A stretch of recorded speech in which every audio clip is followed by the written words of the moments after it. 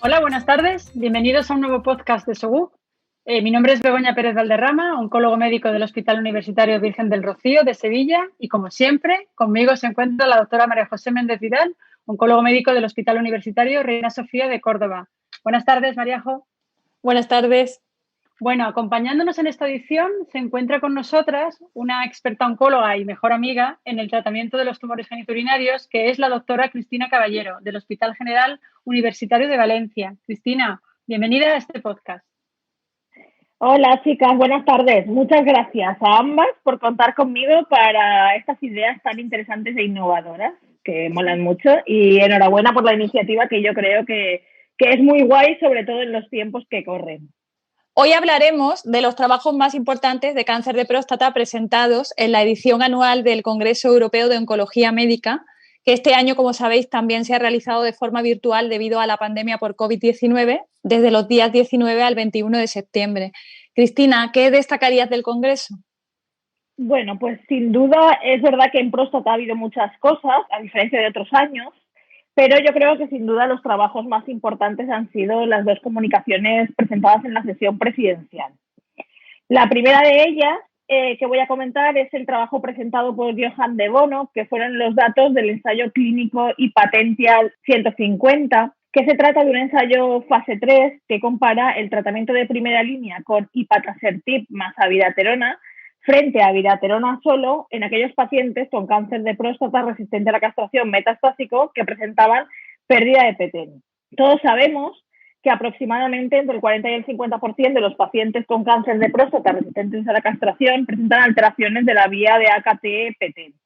Además, sabemos que los tumores que presentan la pérdida de PTEN son tumores de peor pronóstico y que el bloqueo del receptor de andrógenos puede hiperactivar la vía PI3K-AKT, aumentando y permitiendo la supervivencia de las células tumorales en cáncer de próstata. Ipatasertib es una molécula oral capaz de inhibir las 3 isoformas de la enzima AKT, y de los ensayos clínicos fase 2 obtuvimos datos muy interesantes que nos decían que la doble combinación frente al receptor de andrógenos y frente a esta vía era más activa que tratar a los pacientes solo con un fármaco antirreceptor de andrógenos.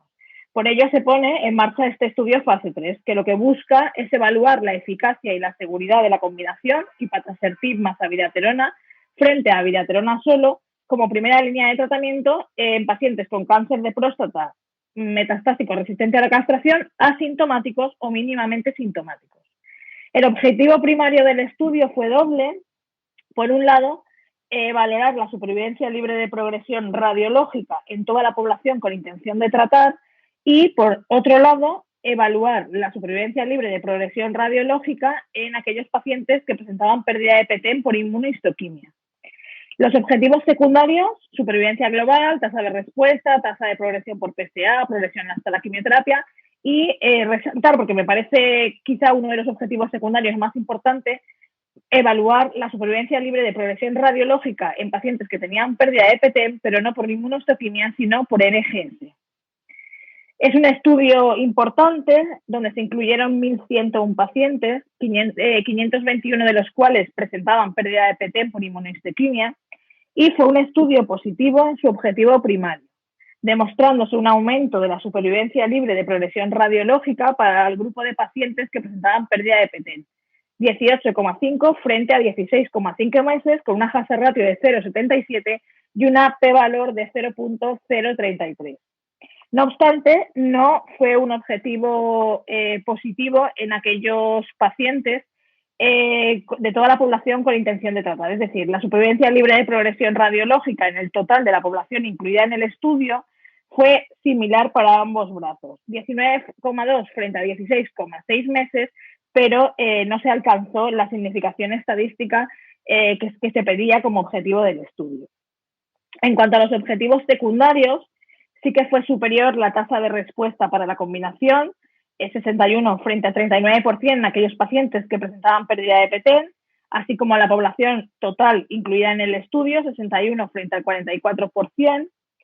En tasa de respuesta por PSA, 84 frente al 72% en aquellos pacientes que tenían pérdida de petén, con una p-valor de 0.0012 y 81 frente a 76 en el total de la población con intención de tratar, con una p-valor de 0.018, y también en tiempo de progresión por PSA en los dos subgrupos de pacientes.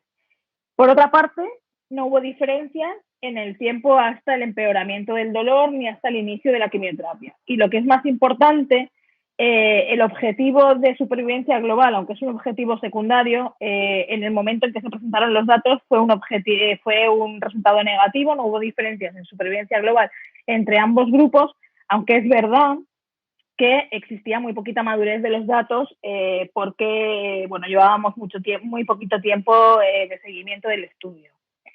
Sí que es importante, y yo creo que quizá lo más importante de todo el estudio, resaltar que cuando se realizó el análisis de los pacientes que habían presentado pérdida de PTEM por NGS y no por inmunohistoquímica, los datos fueron mucho más contundentes. De manera que hubo una diferencia en supervivencia libre de progresión radiológica de 19,1 frente a 14,2 meses, con una hazard ratio de 0,55 y un valor de P igual a 0.002, que son datos ya con mucho más peso, ¿no? Resaltar también importante la toxicidad de la combinación, que fue un 70% una toxicidad grado 3-4, y se requirió casi un 40% de reducción de dosis en los pacientes que tenían la combinación. Por tanto, podemos decir, como conclusiones más importantes del estudio, que sí que parece que la combinación es más eficaz que utilizar los antiandrógenos de nueva generación, las hormonas de nueva generación, en pacientes que presentan pérdida de PTEN, porque los datos son muy positivos en supervivencia libre de progresión radiológica, pero que yo creo que lo que habría que tener claro es con qué método vamos a analizar esta pérdida de PTEN, ya que los datos son mucho más contundentes con NGS que con inmunohistoquímica, y yo creo que esto es algo que a la hora de poner en marcha estas combinaciones, pues que tenemos que tener claro. Una de las cosas que dijo el discursor es que era importante definir exactamente qué subgrupo se iba a beneficiar de la combinación de abiraterona con ipatasertib. Y, por ejemplo, un subgrupo que llama la atención en el análisis por subgrupos es que, por ejemplo, los pacientes que recibieron taxano previo en el contexto de hormonosensible se beneficiaban mucho menos que aquellos pacientes que no habían recibido quimioterapia previa, lo cual es importante, ¿no? Porque actualmente la indicación de quimioterapia en hormonosensible de alto volumen es docetaxel por 6 ciclos. Entonces, esto cambiaría un poco los resultados del estudio, ¿no? Yo creo que es un dato también a tener en cuenta y que es un dato muy importante. Lo que yo pienso es que hay que valorar muchos más factores que los que de inicio se han tenido en cuenta cuando se desarrolló el estudio, ¿no? Es verdad que ahora vamos a tener muchos más pacientes que han recibido taxanos en la fase de hormonosensibilidad. Probablemente en este grupo de pacientes, cuando hagamos la determinación de pérdida de PTEN, es que a lo mejor no observamos una tasa tan elevada de pérdida de PTEN como observamos en el resto, o observamos otro tipo de mutaciones asociadas al tratamiento con taxanos que pueden estar interfiriendo en la respuesta a la combinación. Yo creo que son factores que vamos a tener que tener en cuenta, porque todos los datos del estudio son buenos, pero tampoco son, yo creo, tan buenos como todos nos esperábamos. Basado en lo que habéis comentado acerca del biomarcador, ¿crees que se debería haber hecho un objetivo principal del estudio seleccionando solo pacientes mutados para PTEN? ¿Una selección por biomarcador previa y con una técnica distinta, como has comentado, con NGS frente a inmunohistoquímica? ¿Hubiera cambiado un poco? ¿Hubiera mostrado un mayor beneficio en esa población? Probablemente sí. Yo creo que el objetivo secundario, yo creo que una de las cosas más importantes o más fuertes del estudio, ¿no?, es que realmente quizá la técnica utilizada no haya sido la mejor, ¿no? Yo creo que utilizar la NGS en el momento en que estamos, pues nos va a seleccionar un poquito más qué población se puede beneficiar un poquito más. Pero bueno, esto es lo que tenemos. También es llamativa la toxicidad, ¿no? No sé si se comunicaron datos de calidad de vida, pero la toxicidad con ipatasertib es importante, ¿no? Y bueno, si valoramos el beneficio de una supervivencia libre de progresión radiológica de 2 meses, con la toxicidad que presenta el fármaco, es complicada la balanza riesgo-beneficio, ¿no? Yo creo que la toxicidad es brutal y además en cierta manera ha tenido que impactar en los datos porque ha habido un 40% de reducción de dosis. Que creo que son muchos, son prácticamente la mitad de los pacientes. Pero lo que sí es verdad es que cuando aparecía, por ejemplo, diarrea, que era uno de los efectos secundarios que obligaba a reducción de dosis, lo cierto es que al reducir dosis se manejaba bastante bien. Lo que habrá que ver, como bien decís, es los resultados de calidad de vida a largo plazo, ¿no? Lo que ocurre en resultado y calidad de vida una vez que se ha reducido dosis, a ver si se mantienen también esos datos, ¿no? A ver, yo creo que van a ser importantes. Los datos de calidad de vida van a ser fundamentales y yo creo que van a ser decisivos los datos de supervivencia. Que aunque sean el objetivo secundario, es verdad que si toda la toxicidad y no impacta en supervivencia, pues que probablemente tengamos que mejorar el diseño antes de sacar conclusiones tan contundentes, porque es verdad que una toxicidad muy importante para conseguir 2 meses de supervivencia libre de progresión radiológica es un poco así, dudoso. Insuficiente para ti. Yo creo que sí. De todas formas, el discursor se basó mucho en esto. Se basó mucho en que los datos de supervivencia todavía son inmaduros y se basó mucho en la selección de pacientes, en que creía que por inmunohistoquímica la selección no era la adecuada. El segundo gran estudio presentado también en sesión presidencial, presentado por el doctor Joaquín Mateo, son los datos del análisis final de supervivencia del ensayo clínico PROFOUND. Conociendo que el 20-30% de los pacientes con cáncer de próstata resistente a la castración metastásico presentan alteraciones en los genes de reparación del DNA, se pone en marcha el estudio PROFOUND que, mediante Foundation One, utiliza un panel de 15 genes implicados en la reparación del DNA. Es un ensayo fase 3 en pacientes con cáncer de próstata resistente a la castración metastásico que han progresado en la primera línea de tratamiento con abiraterona o enzalutamida y presentan alguna alteración en los genes de reparación estudiados por NGS. El ensayo clínico presenta 2 cohortes, la cohorte A, que son pacientes que presentan mutaciones en BRCA1, BRCA2 o ATM, y en segundo lugar la cohorte B, que son los pacientes que presentan cualquier otra mutación en genes de reparación del DNA que no sean BRCA ni ATM. Los pacientes se randomizaron a recibir tratamiento con olaparib versus tratamiento considerado control, que era recibir abiraterona o enzalutamida, el que no hubiesen recibido previamente. En esta sesión presidencial se presentan los datos de supervivencia global, que eran unos datos que estábamos pendientes de tener. Y es importante resaltar que el 66% de los pacientes del brazo control pudieron hacer crossover al brazo experimental. Y esto es algo que hay que resaltar porque esto puede alterar los datos que tenemos finales.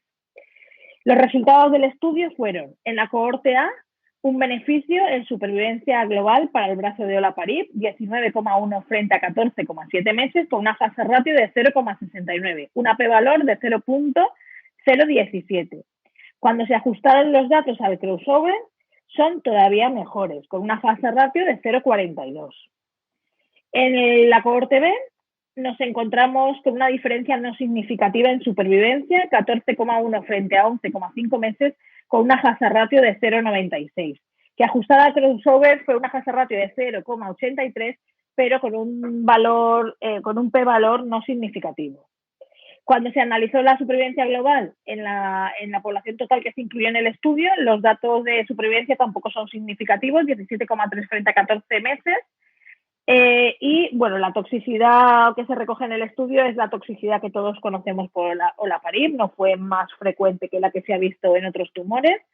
Sobre todo fue anemia y alguna alteración gastrointestinal.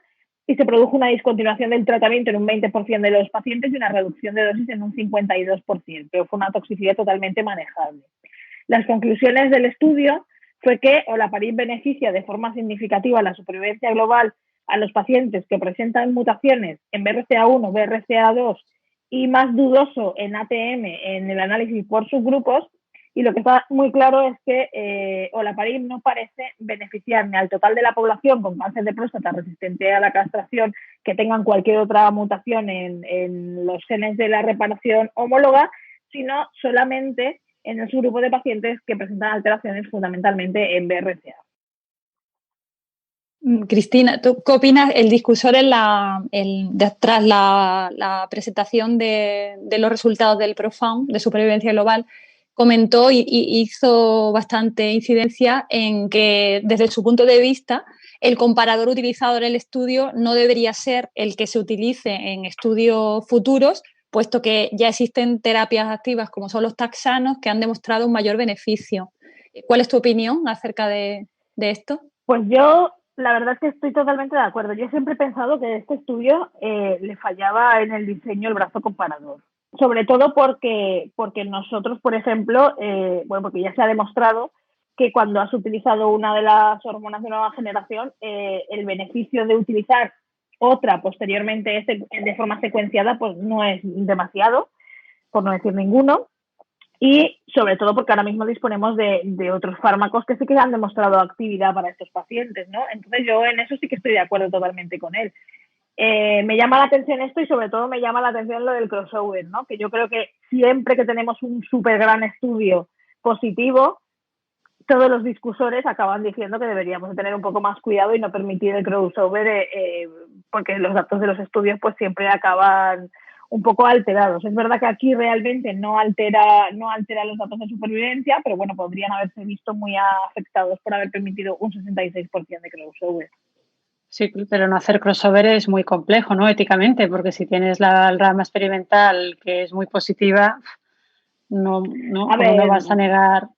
Pero yo creo que estaba preespecificado el crossover, no fue después del análisis de que era activo, sino que estaba permitido, igual que en el ensayo, en el Tritón 3, con Rucaparib también se permite el crossover a la progresión. Sí que es cierto que, claro, al estar utilizando un brazo comparador tan inferior, es lo que dice Begoña, te da un poco de cosa no permitir el crossover sabiendo que lo que tú le estás ofreciendo al paciente realmente es bastante pobre. Otra cosa sería cuando le estás ofreciendo a lo mejor una terapia más activa, en la que yo creo que tampoco se debería permitir el crossover, porque si no nunca vamos a saber a qué se debe el resultado del estudio global. Intentaron hacer un poco un análisis de sensibilidad intentando minimizar esos resultados del crossover, pero yo creo que, claro, esos son análisis estadísticos que te queda la duda de si de verdad ha podido evitarlo o no. A ver, yo creo que en este caso, que es una terapia dirigida, donde además ya tenemos muchos datos en otros tumores de que los pacientes con las mutaciones realmente se benefician de estos fármacos, pues probablemente el diseño fue así un poco con una base ética, ¿no? A lo mejor en otros fármacos, pues el crossover lo podríamos evitar más, ¿no? Pero yo creo que aquí, que ya venimos de otras cosas que ya se conocen, pues era complicado, ¿no? Pero es verdad que tendemos mucho a hacer crossover preespecificados en los estudios y que muchos estudios no podemos sacar conclusiones solamente por ese dato, ¿sabes? Por haberlo permitido. Pero bueno, yo creo que en este caso podría estar algo justificado, ¿no? Pero lo que está claro es que el brazo comparador pues es un brazo que se queda un poco pobre en el momento actual. Al menos en el ensayo del Rucaparib sí te permite elegir, el investigador puede elegir el brazo en el que se va a aleatorizar el paciente y el paciente va a recibir inhibidor de PAR o taxano si elige esa terapia o hormona. Entonces habrá que ver un poco qué ocurre en ese estudio que tiene 3 brazos, ¿no? Yo creo que el diseño es un poquito más potente, pero esto con los inhibidores de PARP yo creo que ha pasado en muchos tumores, ¿no? El primero que hace los estudios siempre tiene más problemas a la hora de la selección de mutaciones, a la hora del brazo control, pues porque es el primero, ¿no? Y esto, pues bueno, siempre pasa. A mí me llama la atención, realmente me llama la atención. Y me parece muy chulo en el diseño el haber hecho 2 cohortes de pacientes, porque siempre tenemos la duda de si realmente todas las alteraciones de la recombinación homóloga influyen igual en la respuesta a los inhibidores de PARP, ¿no? Y con este estudio, pues parece que por lo menos en la próstata no es así. Y con respecto a esto, ¿tú crees que es suficiente el análisis por subgrupos para descartar ATM en los siguientes ensayos futuros que haya con inhibidores de PARP? Porque si coges la cohorte global, toda la cohorte se beneficia y es el análisis por subgrupos el que parece que ATM, los pacientes con mutaciones de ATM se benefician menos. ¿Pero es suficiente esto para descartarlo? Yo creo que no. Quiero decirte, yo creo que el estudio está diseñado de forma muy bien diseñado para descartar el resto de alteraciones. Pero que ATM está incluida en el brazo A, el brazo A o la cohorte A se benefician mucho y solo por el análisis por subgrupos decidir que este subgrupo no se beneficia, yo no lo tengo nada claro, porque puede ser simplemente por el número de pacientes que tenían esta mutación. Sí, totalmente. Del resto de estudios presentados, como comunicaciones orales, pues voy a destacar únicamente 3 estudios. El primero de ellos, pues destacar, bueno, que se presentaron los datos de la supervivencia global dentro del estudio Stampede, simplemente datos de clasificar a los pacientes en bajo y alto riesgo según criterios latitud. Y nuevamente lo que se vio en este estudio es que los pacientes que reciben tratamiento con abiraterona se benefician en supervivencia global independientemente de ser del grupo de alto o bajo riesgo o alto o bajo volumen según los criterios latitud. Sí que me gustaría destacar un poquito más porque me parece muy interesante la molécula. Un estudio que es un estudio fase 1 con una molécula que es el AMG 160, que se trata de una molécula de diseño innovador, es una molécula inmunodirigida que se une de forma biespecífica, por un lado al linfocito T mediante CD3 y por otro lado a la célula tumoral de cáncer de próstata mediante PSMA, de manera que favorece la eliminación de las células tumorales por los linfocitos T. Esto es un estudio que se realiza en pacientes con cáncer de próstata resistente a la castración que han recibido tratamiento al menos con 2 taxanos y una hormona de nueva generación, y lo que se presentan son los datos de eficacia en cuanto a reducción por PSA, teniendo unos datos muy importantes, ya que se consigue una reducción de PSA del 68,86% de los pacientes, con una reducción de más del 50% del PSA en hasta el 34% de los pacientes. Incluso se describen algunas respuestas parciales por criterios RECIST. Destacar la toxicidad de la molécula, ya que se produce un síndrome de liberación de citoquinas grado 2 en el 60% de los pacientes incluidos y grado 3 en el 25% de los pacientes incluidos, sobre todo en el primer ciclo y fundamentalmente en cuanto a hipotensión e hipertransaminasemia, y que, como ya he dicho, aparecen fundamentalmente en el primer ciclo. Me parece una molécula interesante sobre todo por su diseño, ¿no? Porque en próstata estamos faltos de resultados buenos con fármacos de inmunoterapia, y yo creo que más que probar una y otra vez combinaciones de los anti-PD1, anti-PDL1 y anti-CTLA4 que ya hemos visto que realmente no dan resultados, pues bueno, tener una molécula con un desarrollo diferente me ha parecido como algo innovador y por eso lo quería resaltar.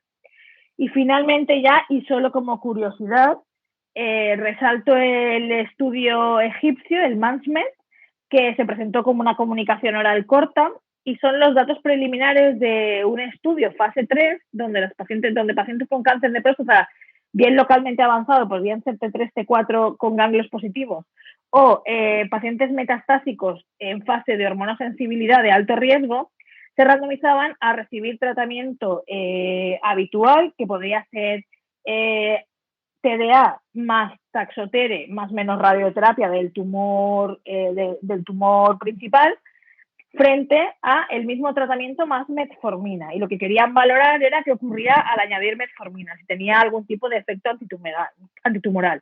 Se incluyeron 124 pacientes. El objetivo del estudio es el tiempo hasta que el tumor se hace resistente a la castración, y realmente pues es un estudio que, aunque son poquitos pacientes y no deja de ser un estudio curioso, pues es un estudio que fue positivo, demostrándose un beneficio en el tiempo que se tardó hasta la resistencia a la castración de 29 frente a 20 meses, con una p-valor de 0.01 para el grupo que llevó metformina, y cuando se analizó el estudio o el análisis por subgrupos se vio que este beneficio se daba igual tanto en pacientes con enfermedad avanzada, con alto riesgo, con enfermedad avanzada, o pacientes sensibles a hormona con alto riesgo. Bueno, me parece un estudio curioso que a lo mejor a mí nunca se me hubiese ocurrido, pero bueno, ahí está, ¿no? Y yo creo que es algo, pues bueno, para tener en cuenta y para analizar con detenimiento, porque esto no deja de ser un estudio pequeñito.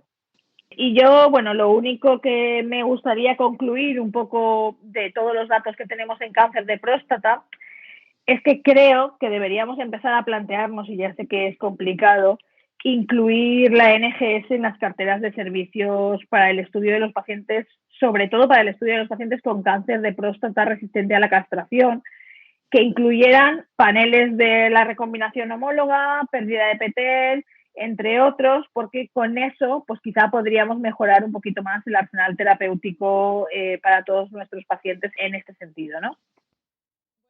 Muchas gracias, Cris, por tu resumen. Nos despedimos hasta el siguiente podcast del Congreso ESMO, con las novedades de cáncer urotelial.